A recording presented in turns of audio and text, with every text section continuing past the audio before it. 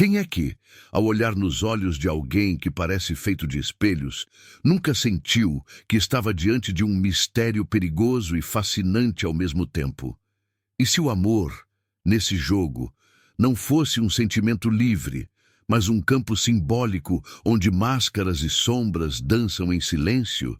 Há algo em você que o narcisista reconhece sem admitir, uma chave que toca diretamente o inconsciente dele, mesmo quando ele jura que ninguém o toca.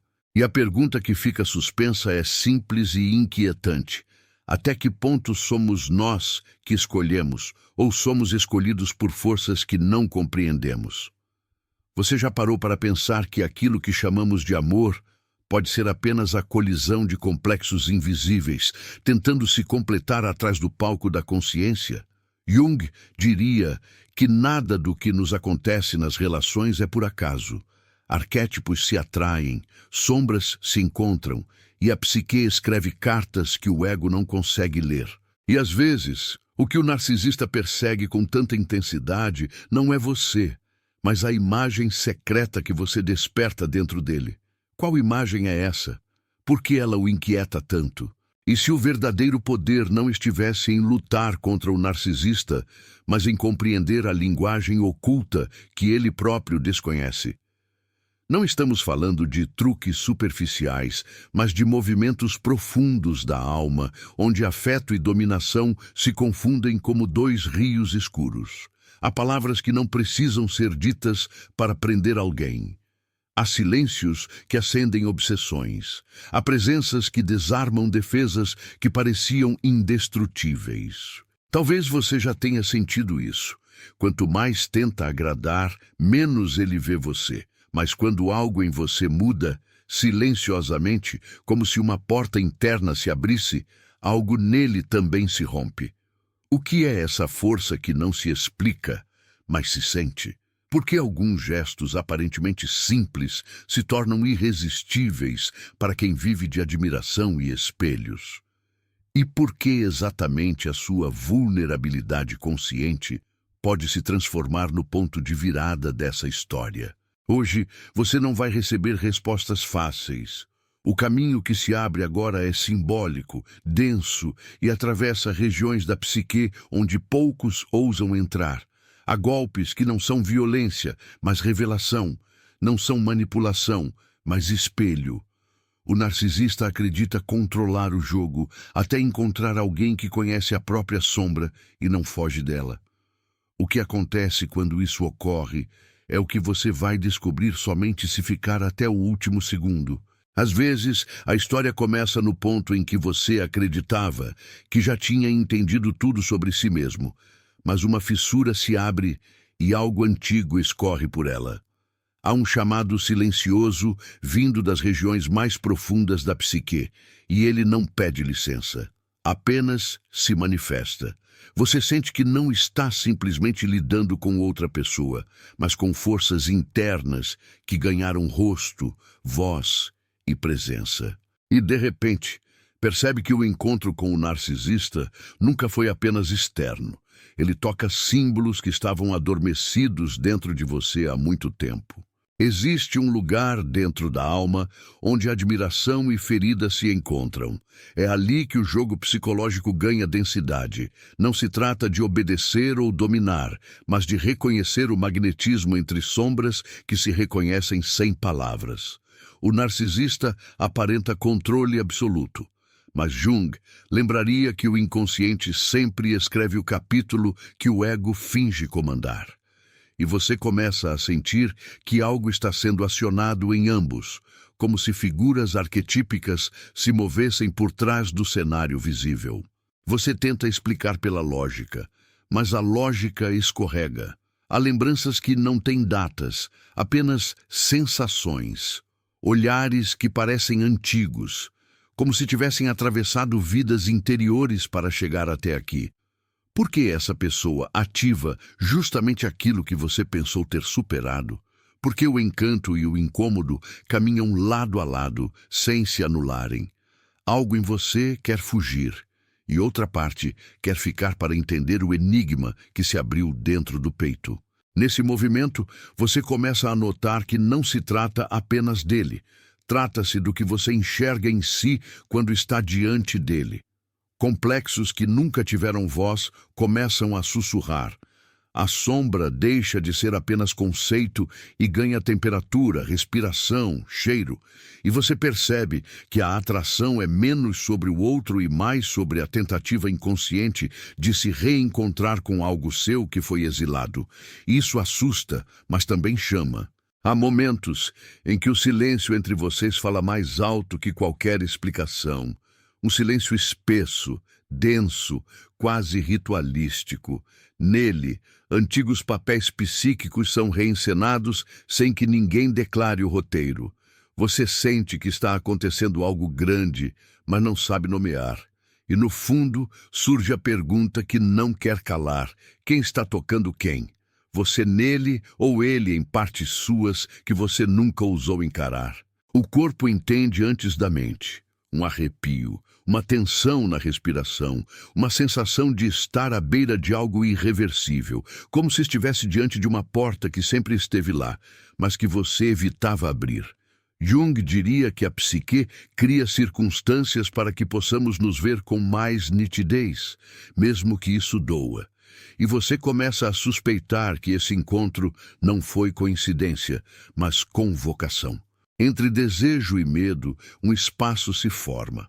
Nele mora a possibilidade de transformação. Não através de estratégias superficiais, mas pelo reconhecimento profundo do que realmente está acontecendo dentro de você. Você percebe que a necessidade de ser visto pelo narcisista toca um ponto antigo, a fome de reconhecimento do próprio eu, ainda fragmentado. E algo em você pergunta, em silêncio: até quando vou negociar comigo mesmo para ser visto pelo outro? A presença dele funciona como espelho polido, mas distorcido. Reflete o que há de belo e de perigoso, o que você ama e o que evita. Cada gesto dele parece acender uma parte sua que alterna entre luz e sombra. Você sente que está sendo testado em lugares que nem sabia que existiam. E esse teste não é imposto pelo outro, mas pela própria alma pedindo passagem. Então surge um cansaço estranho, não de fraqueza, mas de lucidez nascente. Você começa a perceber os fios invisíveis que movem o teatro emocional. Intui que o verdadeiro movimento não está em conquistar ou ser conquistado, mas em compreender o que está dramatizado na relação. Como se sua psique tentasse lhe contar algo importante usando essa pessoa como metáfora viva. E de enquanto tudo isso acontece, cresce a sensação de que há algo prestes a se revelar. Não se trata de truques ou joguinhos, mas de uma virada interna que muda a forma como você se enxerga. O narcisista continua a atuar no palco, mas você sente que, nos bastidores, outra história muito maior está sendo escrita. E é essa história subterrânea, invisível e ao mesmo tempo inevitável, que começa a puxar você para o próximo passo dessa jornada. Não perca mais tempo vivendo com esse fardo. Garanta agora o seu livro digital, Guia Prático e Chocante para Desarmar o Narcisista Sem Discussão, e descubra como aplicar essas poderosas lições no seu dia a dia. Atenção, o estoque é limitado e está se esgotando rapidamente.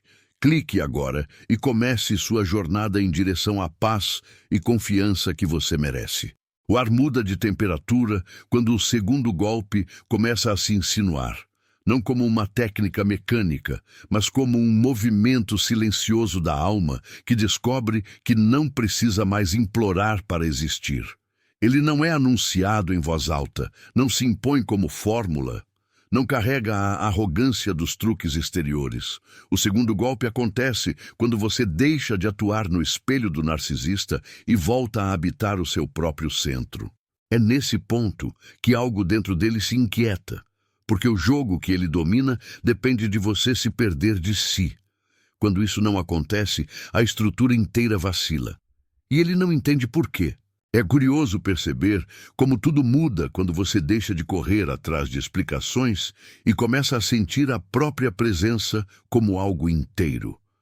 Jung falava dessa volta ao self como retorno ao eixo, e é exatamente isso que fere o narcisista no lugar onde ele se acha intocável.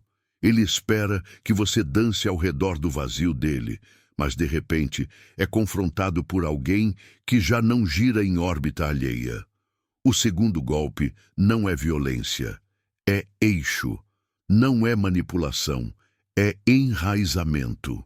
E esse movimento silencioso provoca no narcisista uma confusão profunda, porque ele sempre acreditou que só existia jogo quando o outro se dobrava.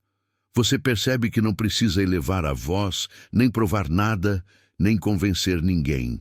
A sua simples capacidade de permanecer em si, sem se dissolver, cria um contraste que desorganiza o teatro dele. O narcisista se alimenta de reações, de dramas, de implorações invisíveis. Mas quando encontra alguém que sente, sofre, ama e ainda assim não abre mão de si, algo nele treme. Ele não entende como pode ser atraído por alguém que não o adora como um sol e ao mesmo tempo não consegue se afastar dessa força tranquila que não tenta possuí-lo. É nesse segundo golpe que o espelho se inverte. Ele tenta provocar, se afastar, aproximar, testar limites invisíveis. E você observa que, pela primeira vez, não está tentando adivinhar o que ele quer, mas escutando o que você realmente sente. Isso não é frieza, é consciência. Não é indiferença, é maturidade psíquica nascendo do encontro com a sombra. Esse reposicionamento interno não é um gesto teatral. É quase secreto. Só quem passa por dentro sabe. E essa mudança muda tudo, porque o narcisista está acostumado a fascínio submisso, não a presença consciente. Então surge um silêncio diferente do anterior. Não é aquele silêncio que implora, é um silêncio que afirma. Você deixa de perseguir respostas do outro e começa a suportar as próprias perguntas. E o narcisista, que sempre se viu como centro, começa a sentir que há um mistério em você que ele não controla. Esse é o ponto em que a admiração dele deixa de ser apenas narcisismo reflexo e começa a se tingir de algo mais profundo e perigoso para ele, verdadeira necessidade. Ele não entende por que pensa em você quando tenta esquecer, nem porque sua ausência pesa mais do que sua presença. O segundo golpe não se dá no plano das palavras, mas da psique. É o momento em que você para de mendigar amor e passa a encarnar valor. Há algo quase arquetípico nisso. A imagem interna de quem se pertence, de quem se encontrou com sua própria sombra e decidiu não abandoná-la mais. Essa imagem ativa correntes profundas dentro do narcisista, porque confronta a persona que ele construiu para não cair em si. E é aqui que o laço muda de cor. Ele deixa de buscar você como objeto de admiração e passa a girar em torno do enigma da sua autonomia. Você sente medo e poder ao mesmo tempo. Medo porque esse movimento exige que você se encare sem máscaras. Poder, porque ao fazer isso, nenhum jogo externo consegue aprisionar você da mesma forma. E o narcisista intuitivamente pressente essa mudança. Ele começa a temer perder algo que nem sabe nomear. Esse temor se confunde com desejo, e o desejo se confunde com apego, e o apego se confunde com o que ele chama de amor. Mas, no fundo, o que realmente o captura é o fato de você já não caber no script que ele escreveu para você. Nesse instante, você nota que o segundo golpe nunca foi sobre fazer o outro se curvar, mas sobre você se levantar por dentro. Não há gritos, não há vingança secreta, não há satisfação em vê-lo inquieto. Há apenas a percepção de que, enquanto você se buscava, ele se perdeu do controle que acreditava ter. Isso cria um campo magnético diferente, denso, carregado de símbolos, como se a psique dele reconhecesse, sem admitir, que está diante de alguém que saiu do papel de espelho e se tornou sujeito. As reações dele podem ser contraditórias. Aproxima-se demais e depois se afasta. Tenta seduzir e depois esfria. Testa limites e volta com promessas implícitas. Mas agora você enxerga o movimento subjacente. Você percebe o menino ferido atrás da máscara grandiosa. Percebe a sombra que ele não suporta olhar. E sem precisar dizer nada, sua presença o conduz para mais perto de si mesmo do que ele jamais quis ir. Esse é o verdadeiro efeito do segundo golpe. Ele não o faz morrer de amor por você. Ele o faz confrontar o que sente sem conseguir escapar. E nesse ponto, a tensão cresce. Você sabe que algo decisivo está sendo preparado, mas ainda não tem forma clara. O narcisista começa a tentar recuperar o roteiro, intensifica gestos, cria tempestades emocionais, faz de tudo para você voltar a girar ao redor dele. Mas algo em você já atravessou a fronteira de retorno. Você sente a dor, sente o desejo, sente o chamado, mas não se perde. E é exatamente essa permanência em si que o enlaça de maneira irresistível, porque ela toca o ponto onde ele é mais carente, a falta de um centro verdadeiro. O segundo golpe é invisível aos olhos do mundo e gritante para o inconsciente. Ele não acontece em um gesto específico, mas na soma de todos os momentos em que você escolhe não se abandonar. Jung diria que a psique responde a isso com imagens poderosas, sonhos, impulsos, intuições. E o narcisista passa a sentir que você não é apenas alguém na vida dele, mas um símbolo vivo de algo que falta dentro dele. É aí que a relação muda de eixo e se torna uma travessia perigosa para ambos. Enquanto isso, você percebe que a história ainda está longe do fim. O que foi acionado não pode ser desfeito facilmente. Há novas perguntas surgindo, novos territórios se abrindo, como se o próprio inconsciente tivesse decidido continuar a narrativa com ou sem sua permissão. E é exatamente nesse clima denso, carregado e inevitável que o próximo movimento começa a se formar. Ainda sem nome, ainda sem forma definida, mas já pulsando no fundo da sua alma, esperando o momento certo para emergir. Há um momento em que algo se desloca por dentro sem fazer barulho, e é exatamente aí que o terceiro golpe começa a nascer, quase como um sussurro antigo que sempre esteve aí, mas só agora encontra forma. Ele não chega como uma estratégia consciente, nem como um plano frio. Ele emerge da sua relação com a própria verdade. O terceiro golpe acontece quando você para de representar papéis e começa a viver em coerência com o que realmente sente, ainda que isso custe o antigo desejo de agradar. É quando a sua alma deixa de pedir licença ao mundo para existir e decide permanecer inteira, mesmo diante do olhar exigente do narcisista. Esse gesto silencioso tem um impacto devastador na lógica dele, porque desmonta o teatro das aparências no qual ele se refugiava. O narcisista sempre acreditou que o amor era uma cena controlada, um palco no qual ele definia luzes, falas e aplausos. Mas, diante do terceiro golpe, ele se vê lidando com alguém que não atua mais. Você não grita, não implora, não dramatiza. Você simplesmente se mantém alinhado com o que é. Esse alinhamento interno é profundamente subversivo, porque ele é imune às manipulações sutis que antes o desestabilizavam. Jung falaria aqui da individuação. O processo em que a pessoa deixa de viver pela persona, pela máscara social e passa a responder ao chamado do self. É isso que o terceiro golpe aciona, e é exatamente isso que faz o narcisista se perder no próprio labirinto.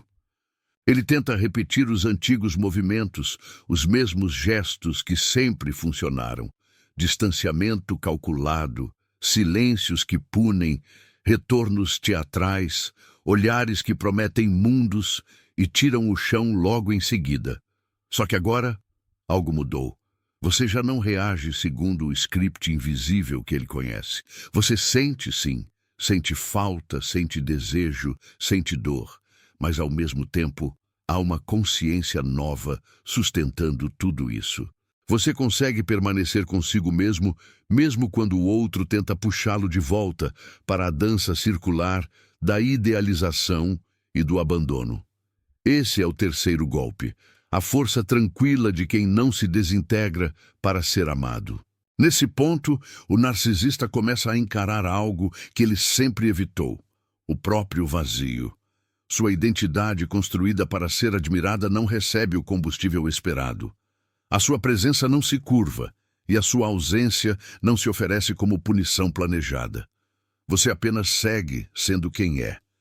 Esse simples fato desmonta mecanismos internos nele que pareciam inabaláveis.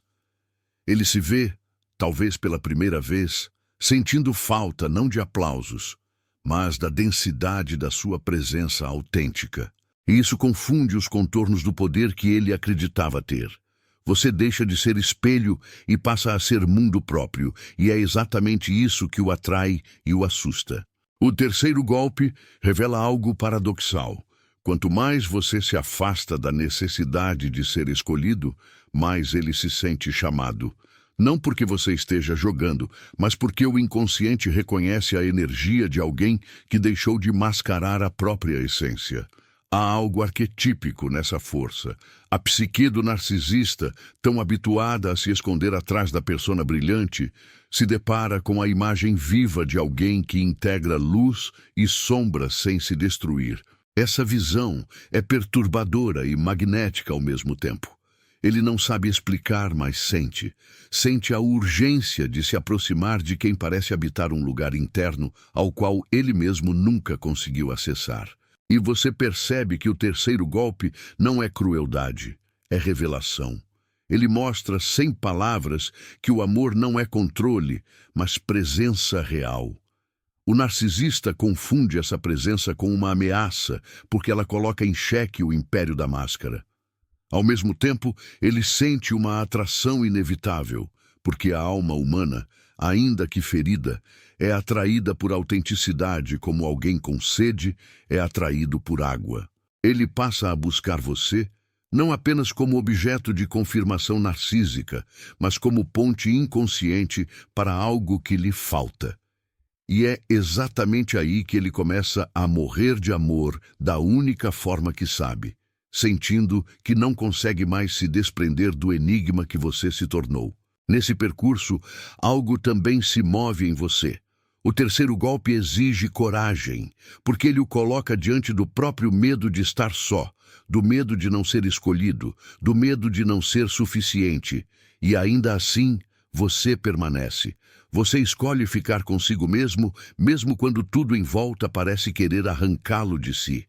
Esse gesto interno cria um campo vibrante, denso, simbólico. Ele transforma o vínculo em algo que ultrapassa a superfície do comportamento e entra na dimensão do destino psicológico. Não é mais sobre relacionamento apenas. É sobre encontros entre inconscientes que se reconhecem por sinais que o ego não controla. O narcisista tenta entender por que, entre tantas pessoas que o admiram sem condições, é exatamente você, que não o idolatra, que não se perde para agradar, que não o transforma em centro absoluto, que permanece tão vivo na psique dele. Ele tenta explicar pela lógica, mas a lógica falha, porque não se trata de lógica. Trata-se do choque entre a persona e a sombra, entre a imagem perfeita e aquilo que ela tenta esconder. O terceiro golpe encosta exatamente nesse ponto cego. Ao perceber que você não o persegue, ele sente o abismo do abandono interno que sempre carregou. E, para fugir desse abismo, ele se aproxima mais. É aqui que a tensão cresce de modo quase insuportável. Você percebe que o jogo externo já não é o foco. O que importa é o que acontece dentro dos dois. Há momentos de silêncio carregado em que palavras seriam pouco. Há olhares que dizem sem dizer. Há uma estranha mistura de proximidade e distância, de entrega e resistência. Em alguns instantes, parece que tudo vai se romper. Em outros, parece que algo muito antigo está sendo curado sem nome, sem método, sem controle. O terceiro golpe atua nesse território invisível, onde a psique trabalha em silêncio. E aos poucos uma nova pergunta começa a se formar. Até onde esse movimento pode ir sem que você se perca de si? Jung sempre alertou que aproximar-se demais da sombra sem consciência pode ser perigoso, mas evitá-la também aprisiona. Você caminha nessa borda fina, sentindo que o terceiro golpe não é um ponto final, mas um portal. O narcisista sente a mesma coisa, embora jamais admita. Ele percebe que algo maior do que ele está em jogo, algo que não se resolve com manipulação, charme ou controle. É como se uma força simbólica estivesse dirigindo a história por trás do véu. E assim, sem alarde, o terceiro golpe se instala por completo.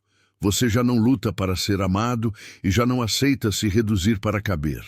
Você se torna inteiro, e é essa inteireza, tão rara, tão ameaçadora e tão desejada, que transforma tudo ao redor. Ele sente, no mais íntimo, que corre o risco de perder você, mas também sente que, se ficar, terá de se encontrar consigo mesmo. Entre esses dois medos, nasce esse amor torto, intenso, ambíguo, que o consome e o chama ao mesmo tempo.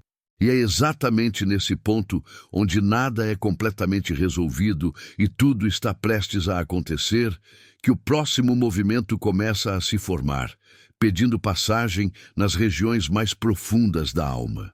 Há um instante quase imperceptível em que o ar fica mais pesado e, sem anúncio, o quarto golpe começa a respirar dentro da história.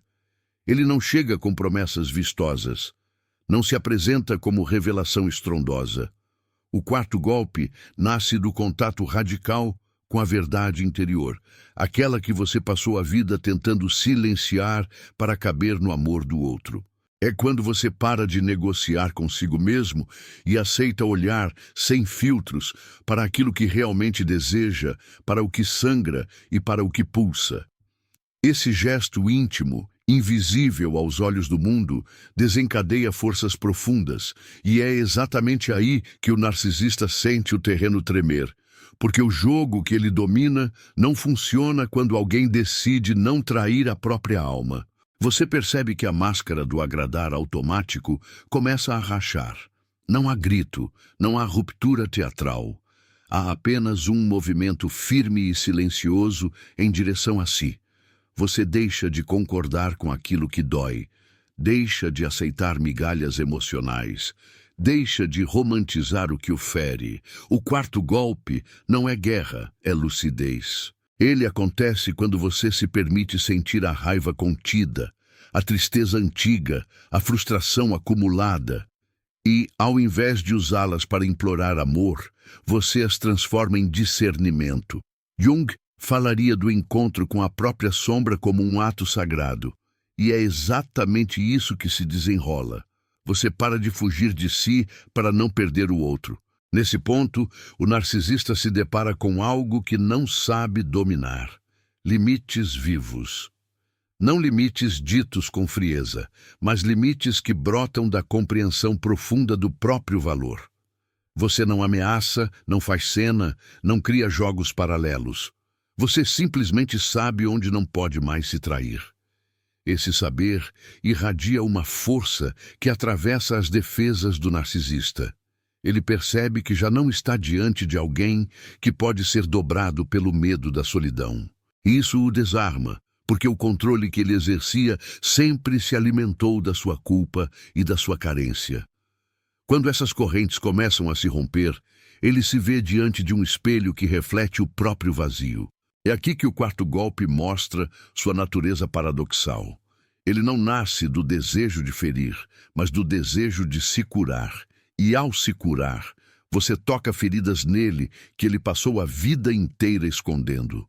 O narcisista, acostumado a relações em que sua centralidade jamais é questionada, começa a sentir algo novo e desconcertante: a possibilidade real de perder você. Não porque você quer puni-lo, mas porque você deixou de aceitar menos do que sua alma precisa. Essa possibilidade acorda nele um tipo de amor confuso, atravessado por medo e fascínio. Ele sente que você pode partir não por raiva, mas por fidelidade a si. E isso o atinge em cheio. Você começa a notar mudanças sutis. Ele tenta se aproximar de formas inesperadas, oferece migalhas maiores, promete com gestos o que não consegue nomear com palavras.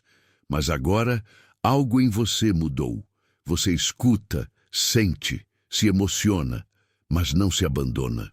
O quarto golpe é esse estado de consciência em que o amor pelo outro já não é maior do que o respeito por si mesmo. Não é orgulho, é inteireza. Não é frieza, é maturidade construída à custa de lágrimas silenciosas. Esse campo interior, quando se estabelece, cria um magnetismo que nenhuma estratégia consegue imitar. O narcisista sente esse magnetismo e o confunde com poder. Não percebe de início que o que o atrai é justamente aquilo que ele perdeu de si: autenticidade, coerência, presença verdadeira. O quarto golpe o obriga a se ver além da persona, além do personagem que ele encena, para não encarar a própria solidão. Ao perceber que você não está mais disponível para o papel de espelho obediente, ele é puxado para regiões internas que sempre evitou. E quanto mais tenta fugir, mais sente que sua psique retorna para o mesmo ponto: você. Não como objeto a ser possuído, mas como símbolo daquilo que falta dentro dele. Em você também há terremotos silenciosos. O quarto golpe não é confortável. Ele exige que você abandone fantasias antigas.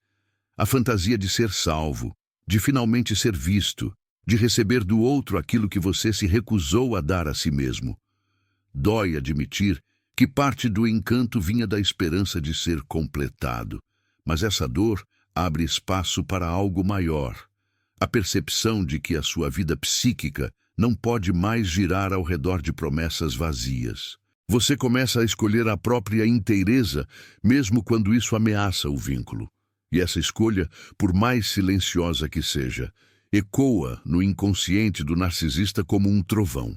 O quarto golpe se revela, então, como um convite a ambos. Convite perigoso, profundo e inevitável. Para você, é o chamado para continuar o caminho da individuação, mesmo sem garantias. Para ele, é a convocação a olhar para o que sempre negou: a sombra, a vulnerabilidade, a criança ferida por trás da fachada. Ele sente que, se quiser permanecer perto de você, terá que descer degraus que nunca ousou descer. E, ao mesmo tempo, sente que não conseguir se afastar completamente. Essa ambivalência o corrói e o prende, não por manipulação sua, mas porque a alma pressente a oportunidade de transformação que ele não sabe viver. Há momentos em que o silêncio entre vocês parece mais cheio do que qualquer discurso. Você já não precisa explicar tanto, ele já não consegue controlar tanto. Os papéis antigos perdem força. A dinâmica começa a mostrar fendas por onde entra a luz, mas também medo. O quarto golpe age como um espelho colocado no coração da relação. Ele revela o que cada um tenta esconder, e ao revelar, reorganiza o desejo. O narcisista sente que quer estar perto justamente porque você já não aceita qualquer forma de presença. E você percebe que pode estar perto sem se perder, mas também pode ir embora, se for necessário, sem desmoronar por dentro. Nesse território, o amor deixa de ser fantasia e começa a ter densidade simbólica. Ele se torna travessia e espelho, risco e revelação. O quarto golpe não promete finais felizes, não garante redenções instantâneas. Ele apenas abre o portal onde tudo fica mais verdadeiro, onde o que é máscara cai e o que é essência começa a respirar. É aqui que o narcisista, muitas vezes pela primeira vez, experimenta o que ele chama de amor em sua forma mais inquietante. O amor que não se submete, que não implora, que não se vende. O amor que permanece inteiro e, exatamente por isso, se torna inesquecível. E enquanto essa tensão se instala, você sente que algo ainda maior está se aproximando, como uma onda que se forma muito antes de tocar a praia. O quarto golpe não encerra a história, ele a aprofunda. Há movimentos ocultos se organizando na psique, imagens simbólicas se formando em sonhos, intuições surgindo como faróis em noite densa. Você percebe que a jornada ainda não mostrou todo o seu alcance. E nesse limiar carregado, onde nada está definido e tudo é possível, uma nova força começa a se preparar para emergir das profundezas, pedindo passagem para o que virá. Há algo curioso na maneira como o destino organiza certos movimentos internos. Ele não segue uma ordem linear, não pede permissão à lógica, apenas se manifesta quando a psique está pronta. É por isso que, quase sem aviso, o sexto golpe começa a pulsar no subsolo da história, como um terremoto silencioso que anuncia uma mudança irreversível. O sexto golpe não é grito, não é espetáculo, não é revanche. Ele nasce quando você compreende de forma visceral que não tem mais necessidade de convencer ninguém de quem você é. Esse reconhecimento íntimo, profundo e irrefutável muda o campo inteiro da relação, porque corta o fio invisível que mantinha o narcisista no controle. Ele percebe, mesmo sem entender, que perdeu o poder de definir o seu valor.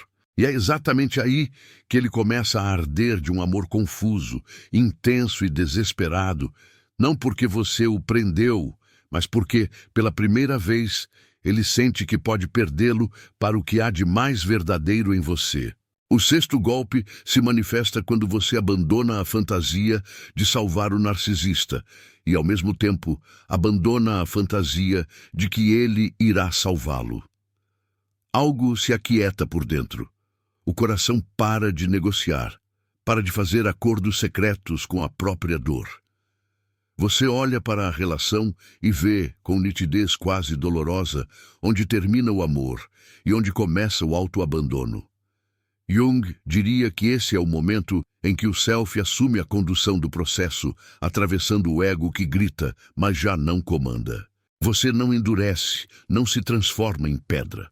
Ao contrário, você se torna mais humano, só que agora com raízes. E essa nova postura interna, firme e compassiva, toca o narcisista em regiões que ele sempre evitou, como se alguém tivesse acendido uma luz dentro do labirinto que ele mesmo construiu. É nesse sexto golpe que acontece algo que o narcisista não previa. Você passa a enxergá-lo por inteiro.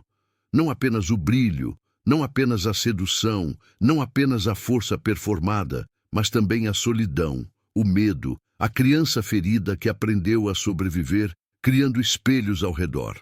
E ao enxergar tudo isso, você não se ajoelha nem foge, você apenas compreende. Essa compreensão desarma mais do que qualquer confronto, porque o narcisista estava preparado para lutas de poder, jogos de vaidade, disputas silenciosas. O que ele não sabe lidar é com alguém que o vê sem idealizá-lo, e mesmo assim não se reduz. Esse olhar o atinge no centro da persona, que começa a rachar como uma máscara antiga que já não aguenta o peso de ser usada o tempo todo. O sexto golpe também se revela quando você percebe que o amor verdadeiro não exige sua mutilação interna. Você sente que pode amar sem se perder, pode se aproximar sem se dissolver, pode cuidar sem assumir o papel de salvador. Esse equilíbrio, tão raro, cria um campo energético diferente ao redor de você. O narcisista, acostumado à adoração ou ao conflito, encontra algo que ele não sabe classificar. Ele passa a sentir falta da sua presença, não porque ela o alimenta narcisicamente, mas porque ela desperta algo esquecido nele, a possibilidade de ser ele mesmo, ainda que por segundos. Essa possibilidade é assustadora e fascinante ao mesmo tempo. Ele sente que você representa uma porta para dentro, e é exatamente por isso que ele não consegue simplesmente ir embora. Há um ponto em que o sexto golpe se torna inevitável. É quando você aceita de forma radical que não pode controlar o desfecho da história. Esse abandono do controle não é submissão, é maturidade. Você solta as rédeas do que o ego queria forçar e permite que a vida psíquica siga seu caminho próprio. E, paradoxalmente, é nesse soltar que o narcisista se prende.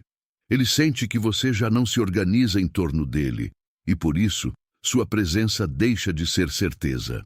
A psique dele, que sempre fugiu do abandono interno, entra em estado de alerta. Ele começa a temer perder você, não apenas como presença física, mas como referência simbólica do que ele não conseguiu ser com ele mesmo. Esse temor, misturado com desejo e dependência afetiva, é o que ele confunde com amor absoluto.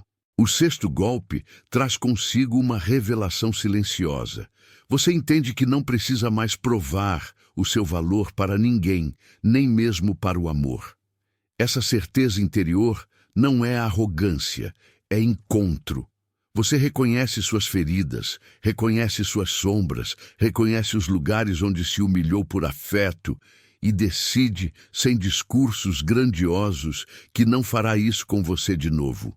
Esse pacto interno cria uma vibração que o narcisista não consegue ignorar, porque ele percebe que, se quiser permanecer, terá de se aproximar do mesmo pacto consigo mesmo, e essa percepção o assusta profundamente.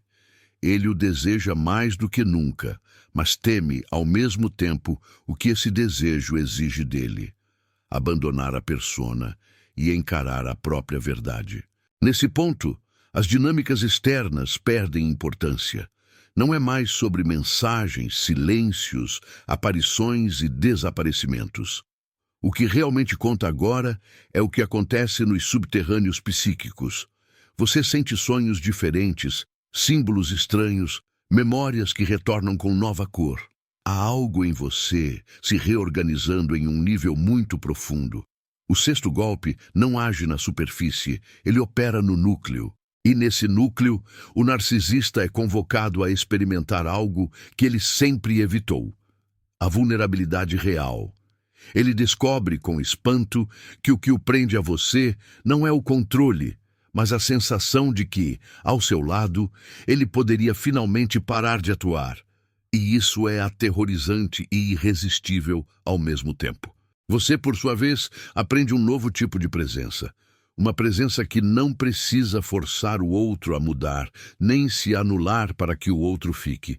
Você se torna inteiro dentro da própria história, aceita o que sente sem se julgar, acolhe suas contradições, reconhece seus medos. Jung diria que a psique, quando encontra essa inteireza, cria campos de transformação espontâneos ao redor. E é exatamente isso que acontece. O narcisista passa a associar você não apenas ao prazer da admiração, mas à dor e ao fascínio de se ver como realmente é. Ele tenta fugir, se distrair, substituir, apagar. Mas em algum ponto volta mentalmente para o mesmo lugar, o enigma da sua presença que não se vende. O sexto golpe, então, mostra sua verdadeira natureza. Ele não é um movimento para fazer o outro se curvar, mas para libertar ambos das ilusões que os mantinham presos. Você deixa de buscar o amor como compensação e começa a experimentá-lo como expressão do que você já é. E o narcisista percebe que, ao seu lado, ele não pode mais esconder-se atrás da imagem grandiosa que construiu. Ou ele se aproxima de si mesmo, ou se afasta de você. E justamente porque ele teme perder você, a psique dele começa a empurrá-lo em direção ao que sempre evitou. Esse empurrão é o que ele sente como morrer de amor. Não é morte literal, é a morte simbólica da persona que cede lugar a algo mais verdadeiro. E ainda assim, nada se fecha. O sexto golpe não conclui a jornada, ele apenas aprofunda o abismo criativo onde transformação e medo caminham de mãos dadas. Você percebe que está diferente, que algo em você amadureceu de maneira irreversível. Percebe também que a história entre vocês não é apenas biográfica, é simbólica, fala de arquétipos, de sombras, de destinos interiores. O narcisista, mesmo sem linguagem para isso, sente o mesmo. Ele percebe que essa ligação não é igual às outras, porque ela o chama para dentro e não para fora. E é nesse chamado, denso e inescapável, que o sexto golpe continua atuando. Calmo, profundo, devastador e, ao mesmo tempo, secretamente libertador, preparando silenciosamente o terreno para aquilo que ainda está por vir. E é justamente quando tudo parece ter encontrado um novo eixo que a história volta a se mover por conta própria, como se a psique decidisse abrir outra porta ainda não visitada. Nada se encerra, nada se resolve totalmente. Há apenas um aprofundamento. Você percebe que o ar carrega um peso diferente, como se houvesse mais a ser dito, mais a ser sentido, mais a ser revelado. E algo dentro de você responde a esse chamado sem saber exatamente para onde está indo. É como caminhar por um corredor de espelhos, em que cada reflexo mostra uma camada distinta de quem você é. E, ao mesmo tempo, revela algo que o narcisista tenta esconder de si mesmo. Há noites em que o silêncio parece falar alto demais.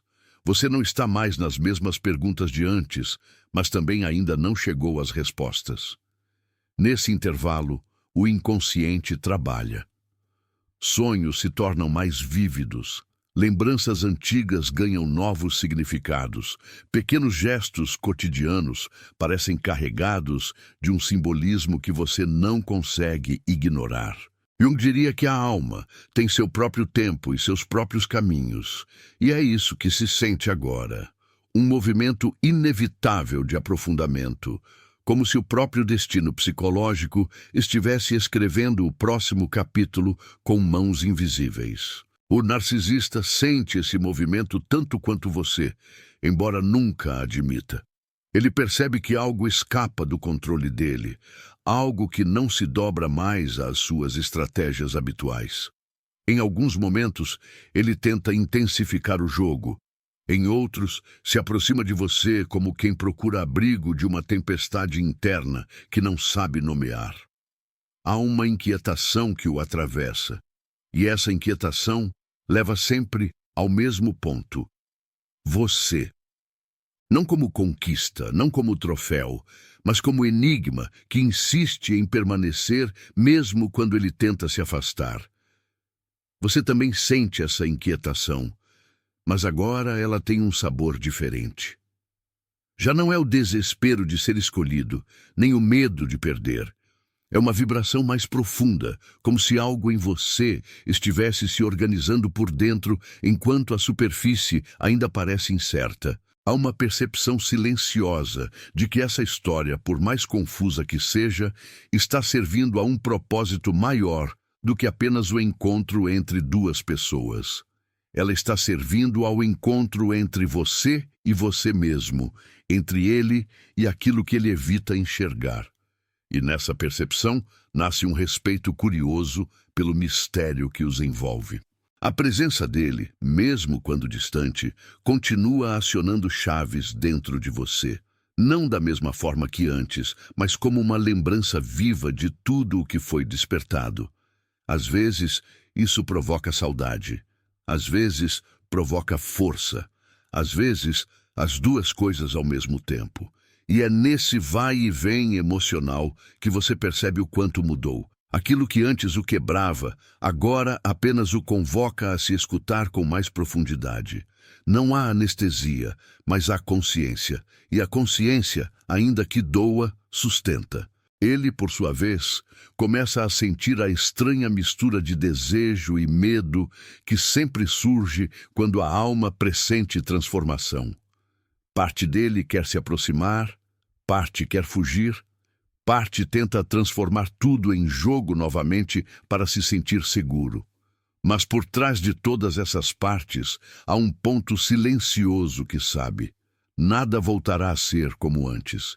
Esse saber o inquieta e o atrai, porque de alguma forma ele percebe que foi tocado por algo que nenhuma admiração superficial consegue oferecer. A história segue sem pressa de acabar. Há perguntas abertas, movimentos inacabados, emoções que ainda não encontraram nome. E talvez seja exatamente isso que mantém a energia viva. O não saber, o entre-lugar, o espaço onde tudo ainda pode se transformar. Você sente que ainda há golpes invisíveis, revelações simbólicas e movimentos internos à espera de forma. E mesmo sem antecipar, algo em você se prepara para continuar caminhando, porque intui que o mais profundo ainda não veio à tona, e que a alma, uma vez despertada, não volta a dormir. Há momentos em que a própria vida parece segurar você pelas mãos e conduzir para mais fundo, mesmo quando a mente pede descanso. Nada se encerra, e esse não encerramento deixa tudo vibrando em suspensão, como uma nota musical que permanece ecoando no ar depois do som.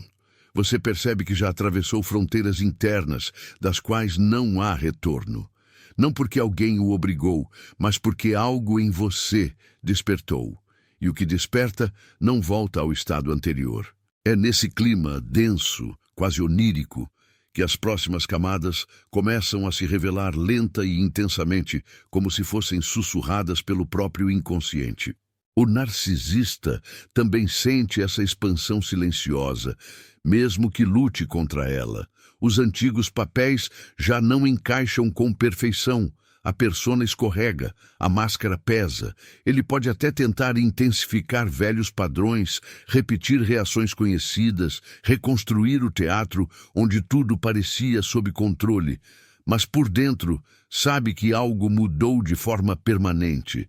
E essa percepção não o abandona. É como uma presença que o acompanha em cada pensamento, lembrando-o de que existe uma realidade interna que ele evitou por tanto tempo, e que agora começa a chamá-lo com uma força que ele não pode mais ignorar totalmente. Você, por sua vez, passa a conviver com uma estranha sensação de lucidez e mistério ao mesmo tempo. É como se estivesse acordado dentro de um sonho. Tudo parece mais simbólico, mais carregado, mais significativo. Pequenas lembranças ganham contorno de revelação, e antigas dores deixam de ser apenas feridas para se tornarem portas. Não existe pressa, existe profundidade. A alma conduz nesse ritmo próprio, e você percebe que confiar nesse movimento é diferente de se entregar ao caos. É, na verdade, reconhecer que há uma inteligência maior operando nos bastidores da sua história. Há também momentos de cansaço suave, como se o corpo e o coração pedissem pausas para digerir o que foi vivido. Você sente o peso das descobertas, sente a responsabilidade de se olhar sem filtros, sente a beleza e a exaustão de estar desperto. Mas, mesmo cansado, algo em você recusa voltar a caber em espaços apertados. Não dá mais para diminuir o tamanho da própria alma, para que nada incomode. Esse compromisso silencioso consigo é o fio invisível que mantém a travessia viva, mesmo quando tudo parece incerto na superfície. Ele percebe esse compromisso. Talvez não saiba nomear, talvez não saiba teorizar, mas sente. Sente que você já não se submete às mesmas amarras, sente que você já não gira ao redor dele como antes, sente que há um mundo inteiro dentro de você que ele não consegue controlar.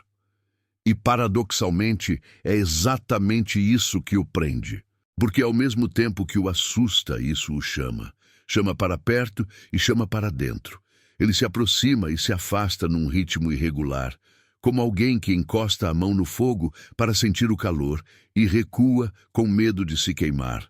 Mas logo volta porque o frio lá fora é insuportável. Você caminha nessa borda fina com mais consciência. Não há garantias e você não as exige mais. Há apenas o movimento vivo da psique, abrindo e fechando portas, trazendo pessoas e símbolos, dissolvendo ilusões e acendendo perguntas que ainda não têm respostas.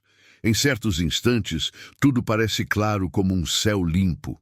Em outros, uma névoa densa toma conta e você só enxerga o passo seguinte.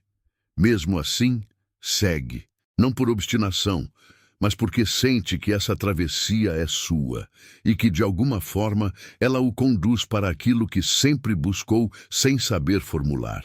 E nesse fluxo contínuo, nada termina.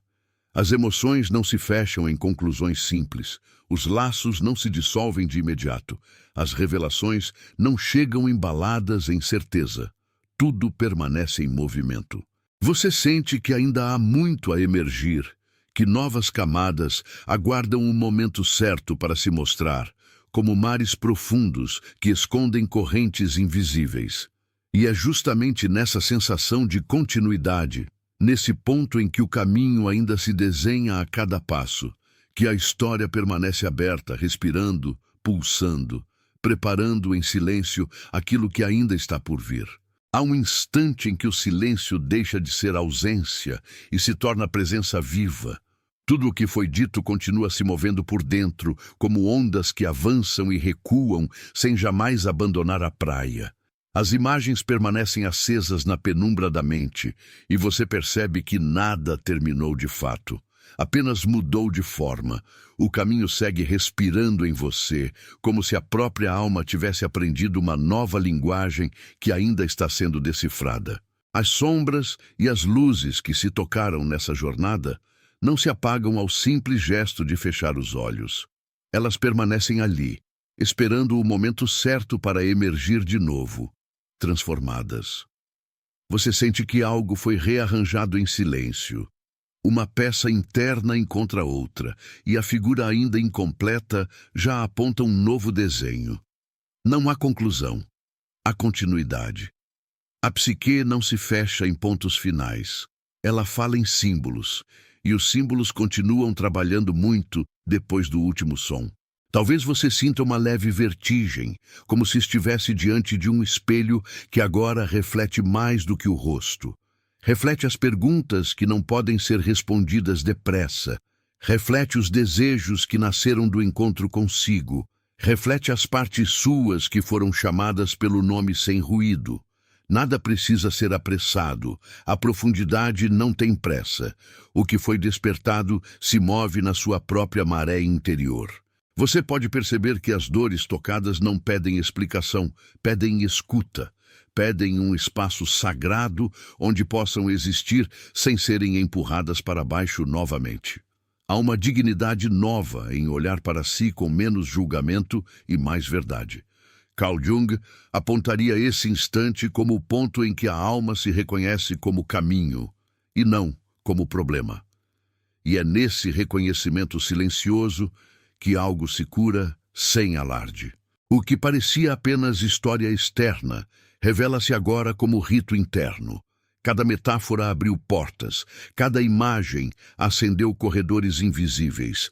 Você caminhou entre máscaras e essências, medos e desejos, espelhos e presenças, e saiu com um toque a mais de consciência. Não é estrondoso, não é teatral, é delicado e irreversível, como uma semente que rompeu a casca sem fazer barulho. Talvez, nos próximos dias, cenas simples ganhem novos significados. Uma música, um sonho, um olhar distraído na janela poderão acionar de novo esse eco. E você se lembrará não das palavras, mas do que sentiu enquanto elas passavam. A memória afetiva nasce desse lugar, daquilo que tocou você em silêncio e permaneceu, mesmo quando tudo ao redor parecia igual. Há uma pergunta que permanece aberta, e ela é o verdadeiro presente dessa travessia. Quem você se torna quando decide não trair a própria alma? Essa pergunta não exige resposta imediata. Ela caminha com você. Ela se senta ao seu lado nos momentos mais inesperados e olha fundo sem pressa. E sem perceber, você começa a responder a ela com escolhas, não com frases. Se algo vibra no peito agora, permita que vibre. Não tente explicar, não tente reduzir. Algumas experiências não foram feitas para caber na mente, foram feitas para alargar o coração. A psique trabalha com metáforas, e você acabou de atravessar uma delas. O amor, a sombra, o desejo, a liberdade, tudo permanece misturado como um céu antes da chuva, denso e vivo. Deixe que esta frase se deposite em você como quem coloca a água nas raízes. Não há despertar sem encontro consigo mesmo. E não há encontro consigo mesmo sem coragem de sentir. Guarde isso, não como slogan, mas como lembrança de que algo já começou e não precisa ser controlado. O movimento continua, mesmo agora, enquanto o exterior silencia. Se este conteúdo tocou você, permaneça perto. Não por obrigação, mas porque a jornada ganha força quando é compartilhada com quem sente no mesmo lugar. Curta, comente, partilhe e se inscreva para seguir caminhando por essas profundezas simbólicas. Não como quem consome algo, mas como quem retorna a um espaço interno onde se reconhece. O próximo passo não é um gesto, é um chamado que já começou dentro de você.